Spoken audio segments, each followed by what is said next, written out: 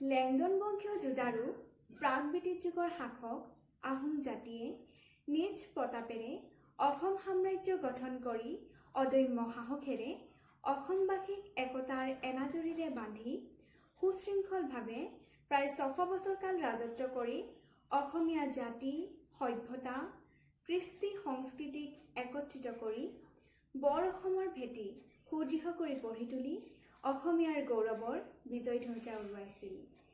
যি জাতিয়ে মোগলক পৰাস্ত কৰি অসমীয়াৰ বীৰত্বৰ চিনাকি দিছিল, সেই জাতিৰ জন্মদাতা লেংডন বংশীয় চাওফাও চাওলুং চুকাফাই আজিৰ এই পবিত্ৰ দিনটোতেই 1228 খ্ৰীষ্টাব্দৰ 2 ডিচেম্বৰ অসমীয়া লেখেৰে 16 আঘোণৰ দিনা মুংদুং চুনখাম এই অসম ভূমিত আহোম সাম্ৰাজ্যৰ পাতনি মেলে।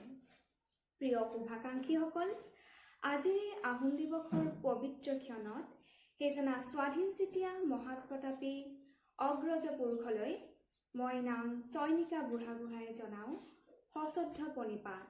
লগতে এই সুযোগতে অলপতে স্বৰ্গগামী হোৱা আমাৰ সকলোৰে অতি প্ৰিয় অসমৰ প্ৰাক্তন মুখ্যমন্ত্ৰী ডামচাও তৰুণ গগৈ দেৱৰ প্ৰতিও একাজলি শ্ৰদ্ধাঞ্জলি জ্ঞাপন কৰিলোঁ।